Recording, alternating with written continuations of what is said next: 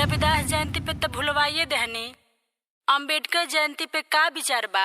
घरे आइब कि ना आइब? विचार तो बा हो, अगर छुट्टी मिल जा कंपनी से तो ये बारी भारत का टिकट हम कटाइए ले। बेरी बेरी कहिला आ रउआ छुट्टी का बहाना क देला। ए बारी कौनो बहाना ना चली, रउआ के बाबा साहब की जयंती पे अवही के पड़ी। तू ना तनी वीडियो कॉलिंग करा। अच्छा बोला।